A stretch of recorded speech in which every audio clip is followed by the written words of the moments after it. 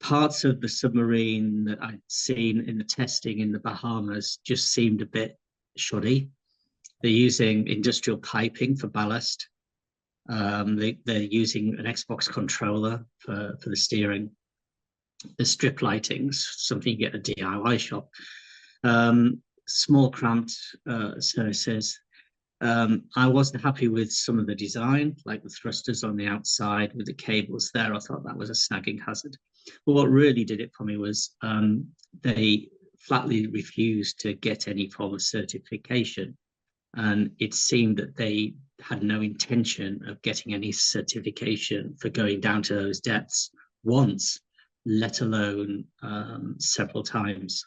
Oh, they also had a lightning strike during one of the testings, which blew all of the electronics. You know, these things happen, but they didn't have it ended the testing. And that made me ask, well, where's the redundancy? Because it's normal in a vessel of any form that has human life. You've got redundancy of things. You usually have two of two. So you'd have a redundant separate system, and then you'd have two of those.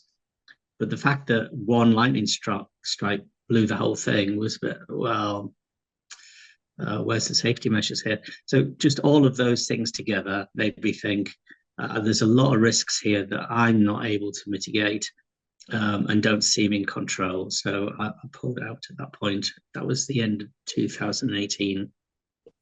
Let's be straight, it's not looking good. Oxygen's obviously very low. It's not just oxygen. The sub, let's assume it's at the bottom of the ocean. It could still be bobbing along at the surface, you know, just unable to communicate. But that's an issue in itself, because here's another safety issue for me. It can only be opened from the outside. So if it's surface, they can't. They're still going to have oxygen problems.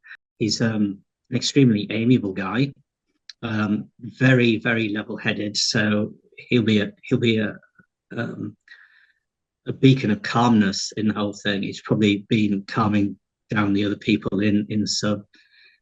He's extremely intellectual, so he'll have been going through in his mind what they can do, what they can't do. Like, oh, let's try this, that's not right. It wouldn't surprise me if he was behind the bang that we think was happening every 30 minutes. I've said them my obvious thoughts and wishes. I don't want to pry too much. They've got an awful lot in their head. Yeah, it must be awful for them. It must be really awful.